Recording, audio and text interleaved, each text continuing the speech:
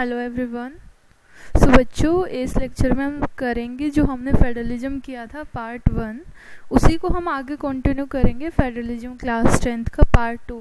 अभी तक हमने देखा था फेडरलिज्म के, हमने फीचर्स देखे थे कि फेडरलिज्म को हम कैसे डिफाइन करेंगे। उसमें हमने 5-6 पॉइंट्स देखे थे।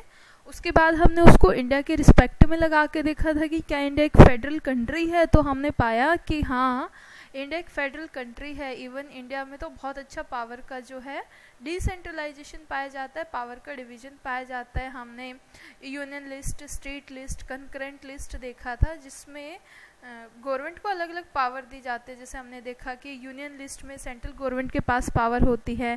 स्टेट लिस्ट में हमने देखा कि स्टेट गवर्नमेंट जो है वो कानून बना सकती हैं। और कंकरेंट लिस्ट में हमने देखा कि स्टेट और सेंटर दोनों के दोनों सरकारें जो है वो कानून बना सकती हैं। कंकरेंट में दोनों का हो जाएगा। इसके अलावा हमने देखा था रेजिडरी पावर्स। रेजिडरी पावर्स में हमने देखा कि जो भी ऐसे सब्जेक्ट्स बच जाएंगे जिसको अभी तक बांटा नहीं गया है, उनको जो है सेंट्रल गवर्नमेंट को दे दिया जाएगा। अभी हम उसके आगे करेंगे what makes India A federal country. India का हम थोड़ा सा और देखेंगे इसी रिस्पेक्ट में, और फेडरलिज्म को कैसे प्रैक्टिस किया जाता है कंट्री के अंदर, उसको हम डिफाइन करेंगे। So, we noted above that most federations that are formed by holding together don't give equal power to its constituent unit. Thus, all states in the Indian Union do not have identical powers. हमने क्या देखा कि जितने भी state हैं जो holding together वाले concept के ऊपर आते हैं, क्योंकि फेडरलिज्म में हमने ये देखा है कि coming together and holding together. Coming together का एग्जांपल देते हुए हमने बताया था कि यूएसए के जो 50 स्टेट्स हैं वो सारे के सारे कमिंग टुगेदर के सिद्धांत के ऊपर काम करते हैं। जबकि यदि हम इंडिया के रिस्पेक्ट में बात करें तो इंडिया जो है वो होल्डिंग टुगेदर वाले कंसेप्ट के ऊपर काम करता है। तो ये कह रहे हैं कि दुनिया के जितने भी फेडरेशन हैं जो होल्डिंग टुगेदर के ऊपर काम कर रहे हैं, वो अपने जितने भी राज्य होते हैं, जितने भी स्टेट्स होते हैं, उनको इक्वल पावर ना देके अनइक्वल पावर देंगे। यानी कि किसी राज्य को आपको दिखाई देगा कि उसने कम पावर दे रखी है, जबकि कोई राज्य ऐसा होगा जिसको ज़्यादा पावर दे रखी है। तो यहाँ पे पावर जो है वो इक्वल नहीं होंगी। तो इंडिया के रिस्पेक्ट में भी हम यही कहेंगे कि पावर इक्वल नहीं है। जैसे यदि हम जम्मू कश्मीर की बात करें तो जम्मू कश्मीर को ज़्यादा पावर दे रखी है, जबकि यदि हम हरियाणा की, यूपी, बिहार की बात करें तो यहाँ पे हमने उनको कम पावर दे रखी है। दस all state in the Indian union do not have the identical power. ये बात आपको ध्यान रखनी है कि इंडियन यूनियन में जितने भी स्टेट्स होंगे उनकी पावर जो है वो आइडेंटिकल नहीं होंगी। यानी कि कुछ राज्य ऐसे हो सकते हैं जिनको हमने स्पेशल स्टेटस दे रखा हो, यानी कि विशेष राज्य का दर्जा दे रखा हो। ऐसा जम्मू कश्मीर हो सकता है, ऐसा जो है नागालैंड हो सकता है, असम हो सकता है, नॉर्थ ईस्ट की कुछ स्टेट हैं। तो ये हमने देखना है इसमें। Jammu and Kashmir has its on constitution. हम एक बार जम्मू कश्मीर की बात कर रहे हैं तो जम्मू कश्मीर का अपना जो है वो खुद का कॉन्स्टिट्यूशन है। जैसे हम देखते हैं कि पूरे भारत के ऊपर जो है एक ही कॉन्स्टिट्यूशन लागू है और उसी को सारे के सारे राज्य जो है फॉलो करते हैं, लेकिन जम्मू कश्मीर इकलौता ऐसा राज्य है जिसका अपना खुद का संविधान है। तो जम्मू कश्मीर का अपना खुद का संविधान है। Many provisions of the Indian constitutions are not applicable to this state without approval of state assembly. यानी कि जैसे कोई भी कुछ भी ऐसा लॉ बना दिया, हमारी पार्लियामेंट ने पास कर दिया, तो ये डायरेक्ट का डायरेक्ट पार्लियामेंट के द्वारा बनाया हुआ कानून जम्मू कश्मीर में जब जाएगा तो जम्मू कश्मीर में लागू नहीं होगा। जब तक जम्मू कश्मीर की जो स्टेट असेंबली है, जब तक इस कानून को दोबारा से पास नहीं करेगी, वहाँ की विधानसभा, यदि वहाँ की विधानसभा उसको पास कर देगी तो ये जम्मू कश्मीर में भी लागू हो जाएगा। लेकिन यदि वहाँ की स्टेट असेंबली इसको रिजेक्ट कर देगी तो पार्लियामेंट भले ही कोई भी कानून बना के पूरे देश में लगा के खुश हो रही हो, जम्मू कश्मीर की विधानसभा उसको रिजेक्ट कर सकती है। तो ऐसे बहुत से कॉन्स्टिट्यूशंस के प्रोविजंस होते हैं जो जम्मू कश्मीर में लागू नहीं होते हैं। Indians which are not permanent residents of this state can not buy land or house there. बहुत से ऐसे रेजिडेंट्स हैं जो वहाँ के परमानेंट नहीं है, यानी कि हम लोकल नहीं है जम्मू कश्मीर के, तो हम जम्मू कश्मीर में जगह नहीं खरीद सकते हैं। जैसे मेरा मन हुआ तो मैंने दिल्ली में जगह खरीद ली, मेरा मन हुआ तो मैंने जो है गुड़गांव में, हरियाणा में प्लॉट खरीद लिया। ऐसे ही हम जम्मू कश्मीर में जगह नहीं खरीद सकते हैं। Similar special provisions exist for some other states of India as well. Jammu Kashmir अभी हमने एक केस देखा है, लेकिन इकलौता जम्मू कश्मीर नहीं है जिसको स्पेशल स्टेटस का दर्जा दिया हुआ है। इसके अलावा बहुत से ऐसे जो हैं अदर भी स्टेट है जिनको हमने विशेष राज्य का दर्जा दिया हुआ है। अभी हमने पीछे देखा था 2 साल पहले कि आर्टिकल 370 को हटाया गया है, यानी कि वो आर्टिकल जिसके द्वारा Jammu Kashmir special status enjoy करता था उसको बाद में रिजेक्ट कर दिया गया, यानी कि अब ऐसा कोई प्रोविजन नहीं है। अब हम जम्मू कश्मीर में जाके सेटल हो सकते हैं, परचेज कर सकते हैं प्रॉपर्टी, तो अब ये हटा दिया गया है। लेकिन सिर्फ 2 साल पहले हम यदि जाएं, इतने साल से हम आज़ाद हैं, तो जम्मू कश्मीर में ऐसा ही चलता था। There are some unit of Indian Union which enjoy very little power. There are areas which are too small to become an independent state, but they could not be merged with any existing state. इसके अलावा बहुत से ऐसे छोटे छोटे से area हैं जो मर्ज नहीं किए गए, या तो वो डिस्प्यूटेड थे या फिर किन्हीं दो जो राज्य हैं दोनों उसको लेना चाहते थे, तो उनको भी पावर जो है वो सेंट्रल गवर्नमेंट के हाथ में है।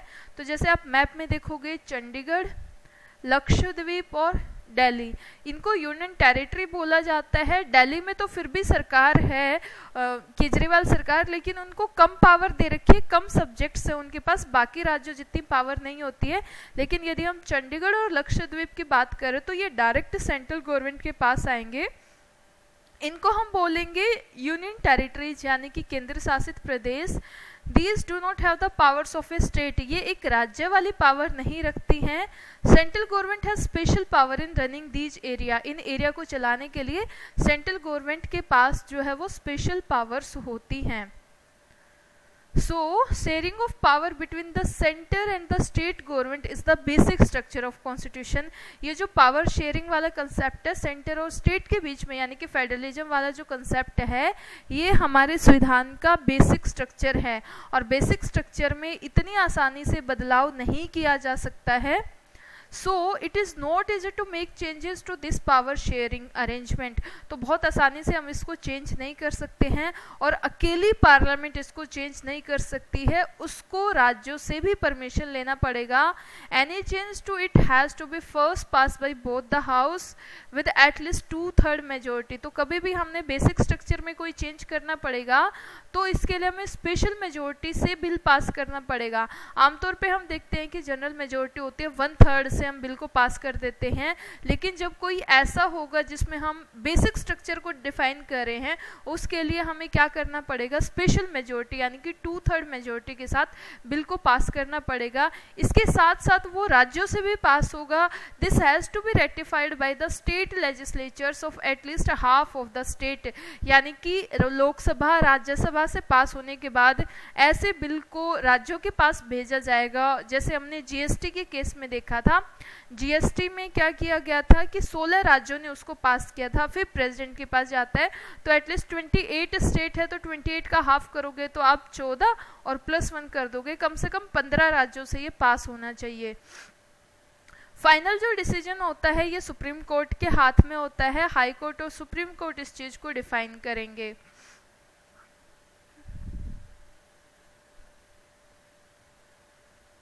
सो नेक्स्ट हम चलेंगे how is federalism practice. Federalism को प्रैक्टिस कैसे किया जाता है।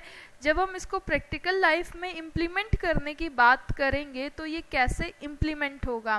Constitutional provision are necessary for the success of federalism but these are not sufficient. ये कह रहा है कि सिर्फ कॉन्स्टिट्यूशन में लिख देने से कुछ नहीं होगा, यानी कि कॉन्स्टिट्यूशन में लिखा जाना तो बहुत जरूरी है, साथ के साथ प्रैक्टिकल लाइफ में भी ये इम्प्लीमेंट होना चाहिए। इफ द फेडरल एक्सपेरिमेंट, यदि हम इंडिया की बात करें तो इंडिया का जो फेडरल एक्सपेरिमेंट है ये सिर्फ इस वजह से सक्सेसफुल नहीं है कि इसको कॉन्स्टिट्यूशन में लिखा गया था। The federal experiment has succeeded in India, it is not merely because of the clearly lay down of constitutional provision. ये सिर्फ इस वजह से सक्सेसफुल नहीं हुआ कि इसको कॉन्स्टिट्यूशन में लिख दिया गया, ये इस वजह से सक्सेसफुल हुआ कि हमने, हमारे स्टेट ने, हमारी जो सेंट्रल गवर्नमेंट ने है, प्रॉपरली उस चीज का इम्प्लीमेंटेशन किया है। यानी कि फेथ होना, हमने पहले भी पढ़ा था कि फेथ होना बहुत जरूरी है। Real success of federalism in India can be attributed to the nature of democratic politics in India. तो स्पिरिट होना बहुत ज़रूरी है, डाइवर्सिटी के लिए रिस्पेक्ट होना बहुत ज़रूरी है, और एक दूसरे के साथ यानी कि यूनिटी विद डाइवर्सिटी, एक दूसरे के साथ रहने की इच्छा होना बहुत ज़रूरी है। इन सब की वजह से ही जो है फेडरलिज्म पॉसिबल हो पाया है। अब हम देखेंगे कि हमने क्या क्या स्टेप लिया कि हम जो है डाइवर्सिटी को अकोमोडेट कर पाए, हमारे यहाँ कम से कम झगड़ा हो। तो उसके लिए हम 2-3 देखेंगे। First is the linguistic state. Linguistic नाम से ही हमें पता चल रहा है लैंग्वेज से कुछ रहा होगा, तो लैंग्वेज के आधार पे नए राज्यों की फॉर्मेशन करना लिंग्विस्टिक स्टेट कहलाता है। Creation of linguistic state was the first test for the democratic politics. जैसे ही हम जब आज़ाद नहीं हुए थे तो हमारे यहाँ कांग्रेस जो पार्टी थी वो लगातार इस चीज़ की आप कह सकते हो कि सपोर्ट करती थी कि जब हम आज़ाद हो जाएंगे तो हम नए राज्यों का निर्माण जो है वो लैंग्वेज के बेस पे करेंगे। लेकिन जब आज़ाद हो जाते हैं तो वो उनको लगता है कि पहले हमारा पार्टीशन हो गया, अब प्रिंसली स्टेट को यूनाइट करने में भी बड़ी दिक्कत आई है, और यदि हम लैंग्वेज के आधार पे अब भारत का बंटवारा कर देंगे तो कहीं हमारी यूनिटी खतरे में ना पड़ जाए। तो ऐसा ही हुआ, लेकिन जब बहुत ज़्यादा प्रोटेस्ट आता है जनता की तरफ से तो भाषा के आधार पे राज्यों का निर्माण करना पड़ा। जैसे हम गुजरात देखते हैं तो ये गुजराती के आधार पे हुआ है, महाराष्ट्र मराठी के आधार पे, आंध्र प्रदेश तेलुगु, तो कन्नड़ तमिलनाडु कन्नड़ इनके आधार पे हुआ है।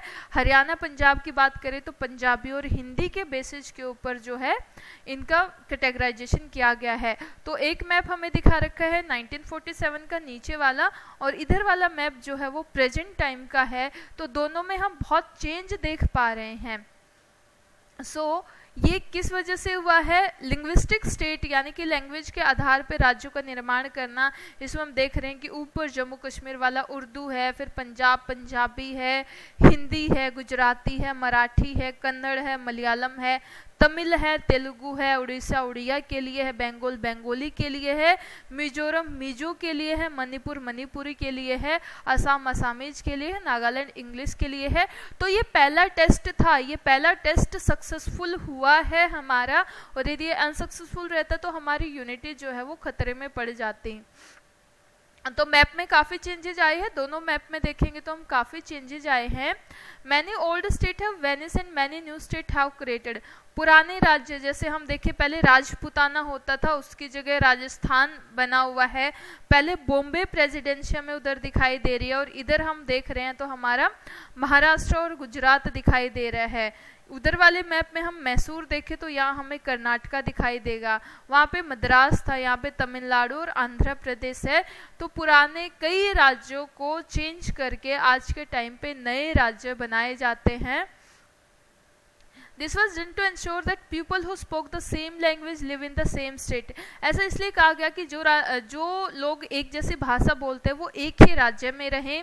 Some states were created not on the basis of language but also to recognize difference based on culture, ethnicity, geography. तो कुछ राज्य ऐसे हैं, मतलब ज़्यादातर हमने बनाए हैं लैंग्वेज के बेस पे, लेकिन लैंग्वेज एकमात्र माध्यम नहीं था। लैंग्वेज के बाद हमने कुछ राज्य हमारी एडमिनिस्ट्रेशन आसान हो जाए उस वजह से भी बनाए हैं।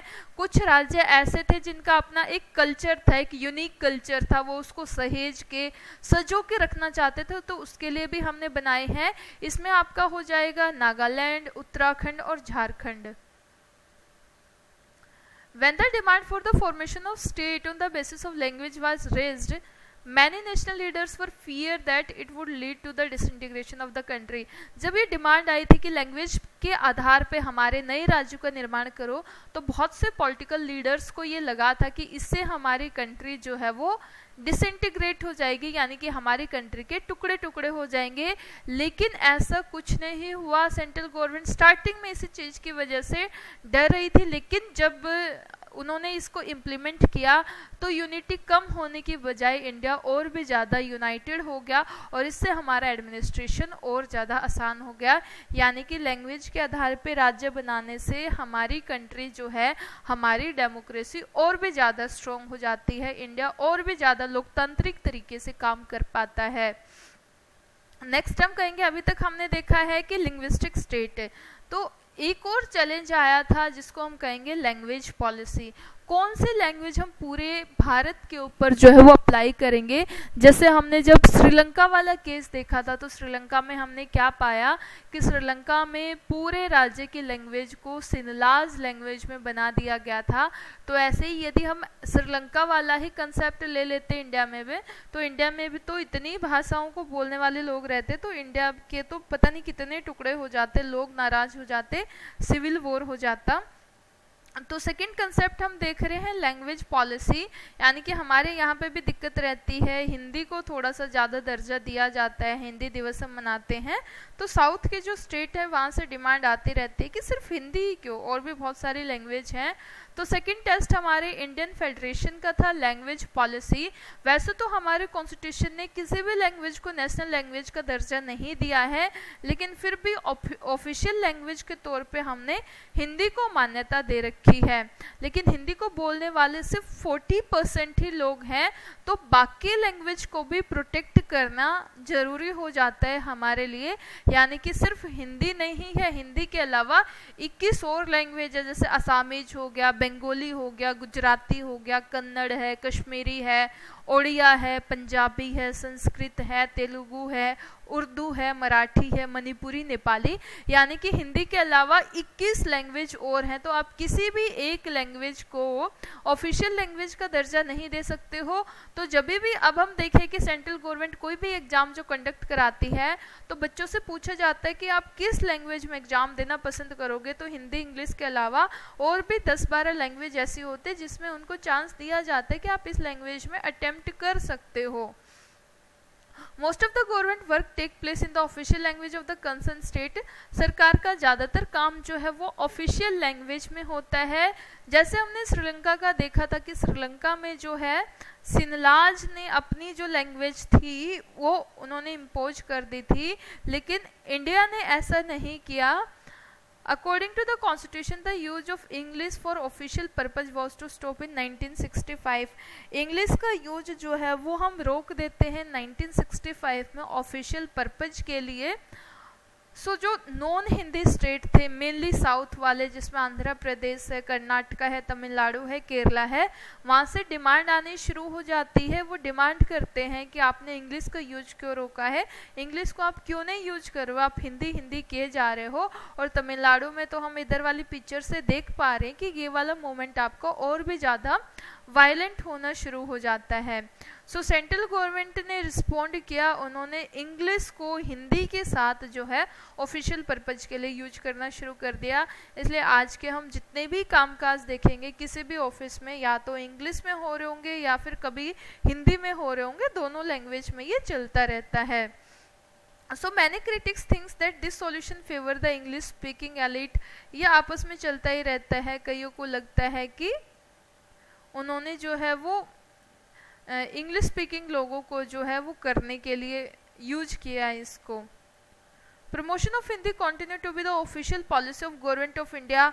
आज के भी टाइम पे भी हम देखें तो हम हिंदी दिवस मनाते हैं, हम कोई इंग्लिश दिवस नहीं मनाते। तो सरकार पीछे से, या फिर कह सकते हो कि दबे पैरों से, अभी भी हम कहीं ना कहीं देखेंगे तो हिंदी को प्रमोट करते हुए दिखाई देगी। जैसे इस पिक्चर में आप देख पा रहे हो कि हिंदी दिवस समारोह मनाया जाता है, हर साल ये होता है। तो अभी भी कहीं ना कहीं हम ये कह सकते हैं कि ऑफिशियल जो पॉलिसी है वो हिंदी की तरफ झुकी हुई है, लेकिन पूरे तरीके से नहीं है, बाकी लैंग्वेजेस में भी प्रॉपरली काम हो पा रहा है। Promotion does not mean that central government can impose Hindi on state where people speak a different language. Promote कर रही है लेकिन impose नहीं कर रही है। जैसे श्रीलंका में impose किया गया था, तो हमारी गवर्नमेंट ज़्यादातर काम काज जो है वो कर रही है हिंदी में, लेकिन उसको इम्पोज नहीं कर रही है। तो हमारी कंट्री ने फ्लेक्सिबिलिटी दिखाई, हमारी कंट्री ने श्रीलंका की कमियों से सीखा कि हमें ऐसा नहीं करना, और फ्लेक्सिबल तरीके से उन्होंने इस चीज़ को ठीक किया है। तो ये सेकंड आप लैंग्वेज के पॉलिसी को बता दोगे। थर्ड हमारे फेडरलिज्म का टेस्ट जो था वो था सेंटर स्टेट रिलेशन। सेंटर और स्टेट के बीच में रिलेशन कैसा होगा, इसको दोबारा से रीडिफाइन करना चाहिए। Restructuring the central state relation is one more way in which federalism has been strengthen in practice. तो तीसरा जो था वो सेंटर स्टेट रिलेशन को दोबारा से रीडिफाइन करने का था। How the constitutional arrangement for sharing power work in reality depends to a large extent on how the ruling party and leaders follow these arrangement। हालांकि इससे कुछ नहीं होता है, मेनली जो सक्सेस है वो डिपेंड करती है कि हमारी पॉलिटिकल पार्टीज, हमारे लीडर्स, हमारी सरकारें इसको कैसे मानती हैं। काफ़ी टाइम तक तो ऐसा हुआ कि सेंटर में और स्टेट में सेम ही सरकारें रहती थी तो कोई दिक्कत नहीं आती थी और स्टेट गवर्नमेंट अपनी पावर को ज़्यादा यूज भी नहीं करती थी।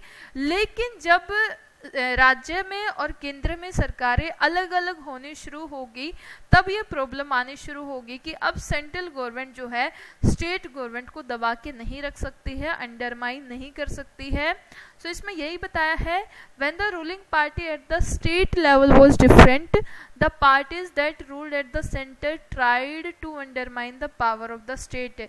जब अलग अलग होगी तो उन्होंने राज्यों को दबाने की कोशिश करी और कई बार वो अपनी पावर का मिसयूज भी कर देती थी जब राज्य में उनकी सरकार जो है उनके अगेंस्ट होती थी। जैसे आज के टाइम पे हम एग्जांपल लें तो केंद्र में हम कहेंगे बीजेपी है, लेकिन यदि हम पंजाब की बात करें तो पंजाब में आम आदमी पार्टी है और दोनों की आइडियोलॉजी काफ़ी अलग है।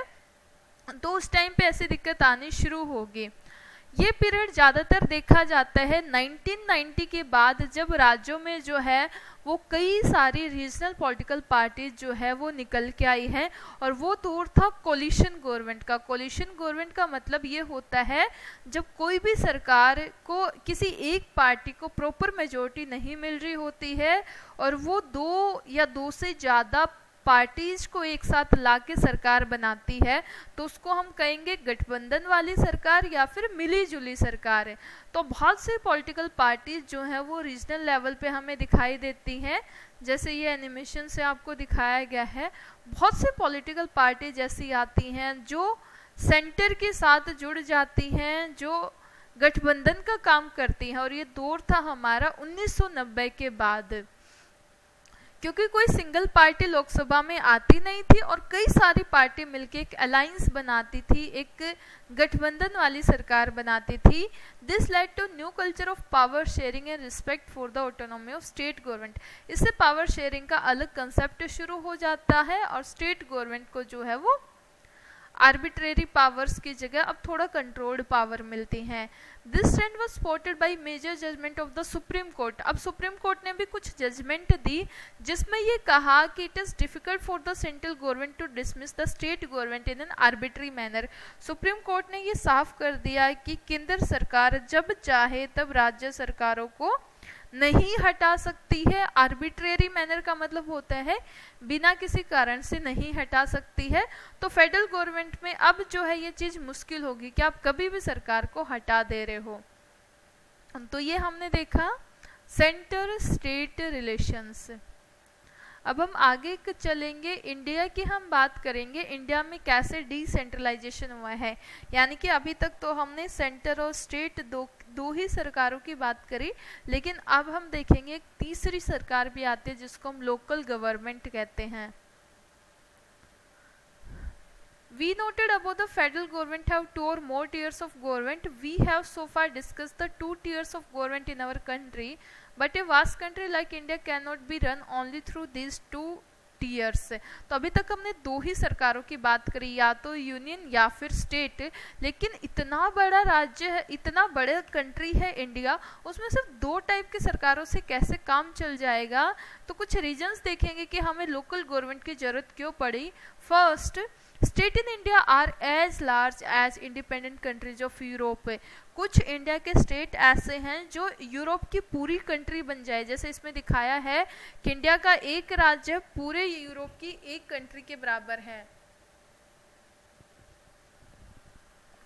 तो पूरे इंडिया से हम बात करेंगे तो 28 राज्य, तो वहां तो 28 कंट्रीज बन जाएंगे। In terms of population UP is bigger than Russia. Population की बात करें तो हमारे रशिया से यूपी बड़ा है। Maharashtra is about as big as Germany. जितनी जर्मनी में पॉपुलेशन है उससे कई गुना ज़्यादा महाराष्ट्र बड़ा है।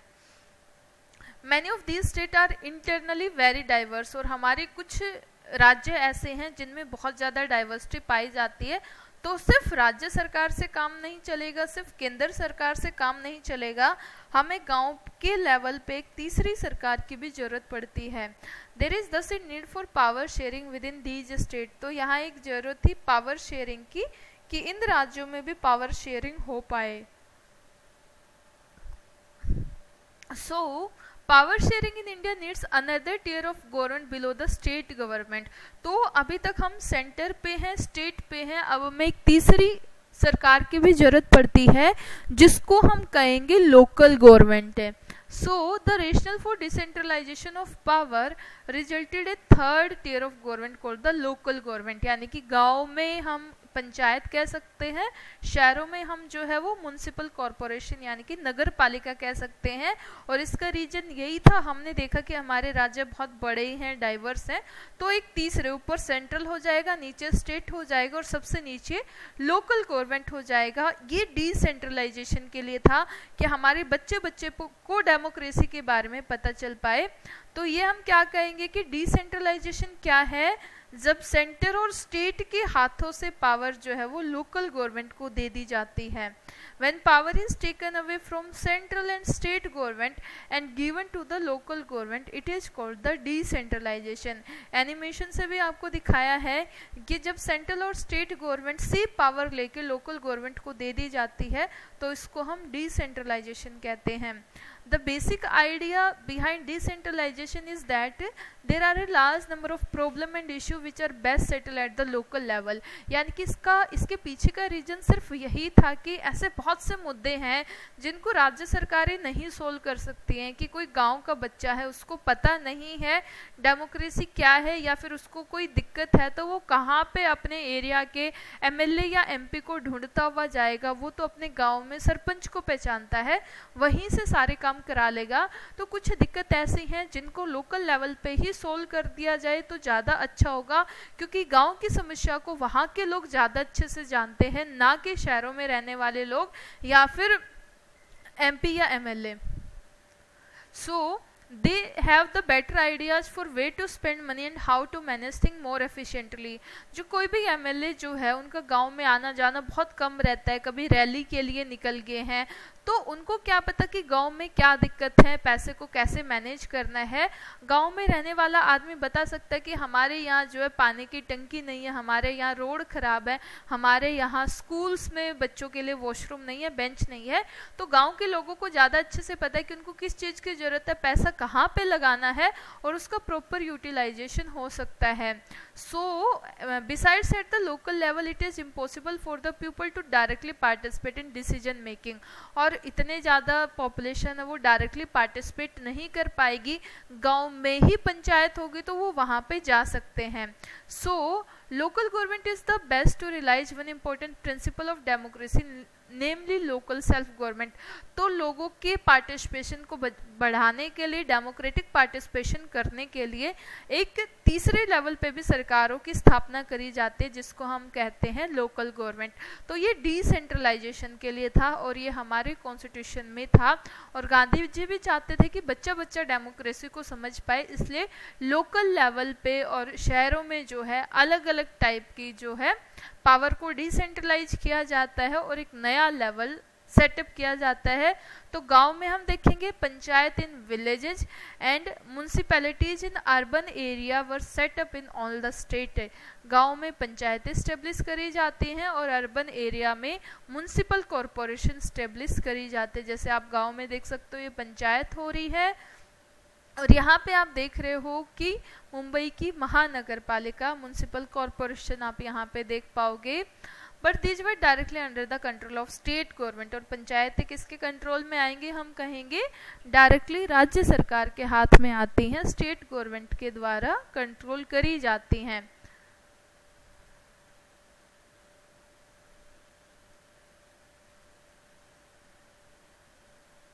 पहले भी ऐसा होता था कि 1992 से पहले भी कुछ राज्य ऐसे थे जिन्होंने पंचायतें लेके आए थे, लेकिन उनमें कुछ कमियां थी। यानी कि फर्स्ट जैसे इनके इलेक्शन जो है वो टाइम टू टाइम पे नहीं होते थे, कभी हो गए कभी नहीं होते थे।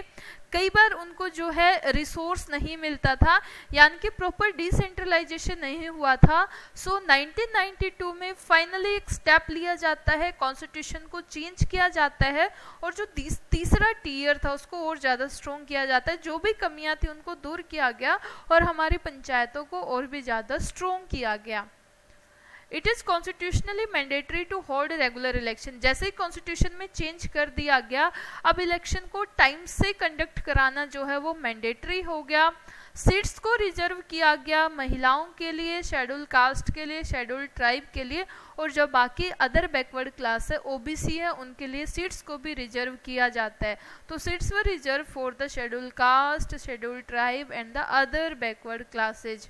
एटलीस्ट 1/3 जो रिजर्वेशन है वो फीमेल के लिए है। तो कई बार हम देखेंगे कि गांव में मेल सरपंच होता है और 2-3 बारी के बाद आप देखोगे कि अब की बार फीमेल की सीट आई है, इस टाइप का होता है। इसके लिए एक इंडिपेंडेंट स्टेट इलेक्शन कमीशन को अपॉइंट किया जाता है जो पंचायतों और म्युनिसिपल कॉरपोरेशन के इलेक्शन कराता है। तो इस टाइप से आप देख सकते हो। State government required to share some power and revenue with the local government body. State government अब अपनी पावर को शेयर करेगी लोकल गवर्नमेंट के द्वारा और उनको कुछ ग्रांट भी प्रोवाइड करेगी। सो इस टाइप से हम देख पा रहे हैं कि पावर जो है स्टेट गवर्नमेंट अपनी कुछ पावर लोकल गवर्नमेंट को दे रही है, साथ के साथ वो उसको कुछ पैसा भी दे रही है। Nature of sharing varies from state to state. अब कितनी पावर कौन दे रहा है, कितना पैसा कौन सी सरकार दे रही है, ये राज्य सरकारों के ऊपर डिपेंड करता है। राज्य सरकार एक से दूसरे में जब जाएंगे तो वो वेरी करता रहता है।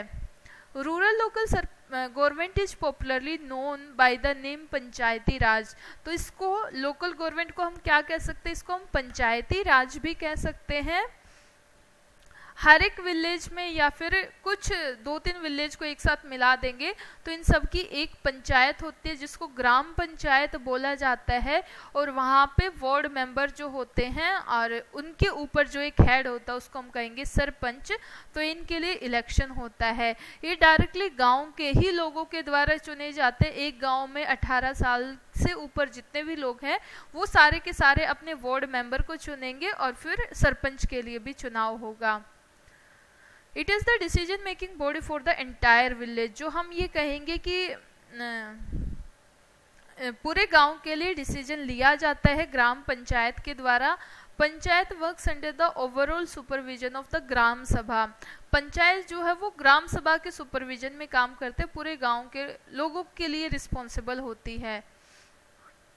All the voters in the village are its member. सारे के सारे लोग जो है वो ग्राम सभा के मेंबर होते हैं। यह एक साल में 2 या 3 बार जो है अपने मीटिंग्स करती है जिसमें वो अपने एनुअल बजट को दिखाते हैं या फिर जो भी उन्होंने काम किया है उन सब को पंचायत के सामने जो है वो ग्राम पंचायत के सामने जो है वो दिखाएगी। Next is the panchayat samiti. Local government structure goes right to the district level. जैसे हम कहेंगे कि ग्राम के लेवल पे ग्राम सभा होती है, फिर ब्लॉक समिति होती है, फिर आप देखोगे कि जिला परिषद होता है। तो पंचायतों में भी 3 लेवल पे आपको दिखाई देगा। एक आपको गांव के लेवल पे दिखाई देगा, दूसरा जो है आपको ब्लॉक के लेवल पे दिखाई देगा, और तीसरा जो है आपको जिला परिषद यानी कि डिस्ट्रिक्ट लेवल पे दिखाई देगा। So a few gram panchayat are group together to form what is usually called panchayat samiti और ब्लॉक और मंडल। तो कुछ गांव इकट्ठे होके, एक गांव में सिर्फ ग्राम पंचायत है, जब कई गांव एक साथ हो जाएंगे तो दूसरा लेवल हो जाएगा जिसको हम ब्लॉक या फिर मंडल बोलेंगे। Member of this representative body are elected by all the panchayat members in that area. यानी कि 12 या 15 गांव को मिला के एक ब्लॉक बनाया जाता है या एक मंडल बनाया जाता है। इन 15 गांव में जितने भी लोग रहेंगे वो सारे के सारे वहां के लोगों को जो है इलेक्ट करेंगे। ऑल द पंचायत समिति और mandal in a district together constitute the zila parishad. अब सबसे ऊपर आता है जिला परिषद। Most member of Jila Parishad are elected. Members of Lok Sabha and MLA of that district and some other officials of other district level bodies are also its member. Zila Parishad chairperson is the political head of Zila Parishad है, यानी कि यहाँ का chairperson जो होता है वो main जो डिस्ट्रिक्ट लेवल पे डिस्ट्रिक्ट मजिस्ट्रेट होता है उसको हम देखेंगे। तो हमने 3 टाइप का देखा है, ग्राम पंचायत, ब्लॉक समिति या मंडल समिति, और सबसे ऊपर हो जाएगा जिला परिषद। तीनों के लिए इलेक्शन होता है। ऐसा सेम शहरों में भी होता है। शहरों में इनको म्युनिसिपल कॉरपोरेशन बोला जाता है। Municipalities are set up in town, छोटा टाउन है तो म्युनिसिपैलिटीज बोला जाएगा, और बड़ा शहर है मुंबई जैसा तो उनको महानगर पालिका या फिर म्युनिसिपल कॉरपोरेशन बोला जाता है।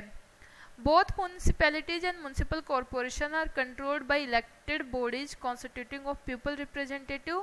Municipal chairperson is the political head of the municipalities, such as officer is called the mayor. तो जैसे हमने गांव में देखा था डिस्ट्रिक्ट मजिस्ट्रेट, यहाँ पे आप देखोगे कि शहरों में मेयर होता है।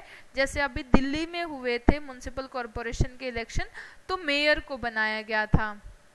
तो इस टाइप से वेरी करता रहेगा। तो आप देखोगे कि पंचायतों में वहाँ पे भी 3 टीयर सिस्टम है, वहाँ पे भी पावर को डिवाइड करा गया है, और शहरों में भी पावर को डिवाइड करा गया है। शहरों में मेयर होता है, वहाँ पे जो आपका सरपंच, जिला परिषद, ये सब होता था।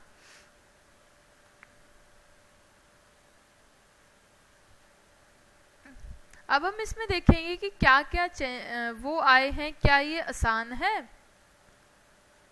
Democracy in India. This new system of local government is the largest experiment in democracy conducted anywhere in world.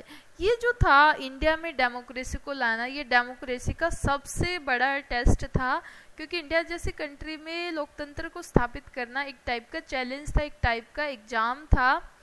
अब यदि हम देखते हैं तो हम सक्सेसफुल हो पाए हैं। ट्रू डेमोक्रेसी हमारे यहाँ पे 36 लाख लोग ऐसे हैं, 36 लाख इलेक्टेड रिप्रेजेंटेटिव हैं पंचायतों से और म्युनिसिपल कॉरपोरेशन से, पूरे ऑल ओवर द इंडिया की हम बात करें। और ये नंबर कई दुनिया में किसी भी कंट्री में काफ़ी ज़्यादा है कि इतने ज़्यादा लोग जो है वो चुने जाते हैं। Constitutional status for local government has help to deepen democracy in our country. इसने हमारी कंट्री में डेमोक्रेसी को स्ट्रॉन्ग करने में और भी ज़्यादा हेल्प करी है।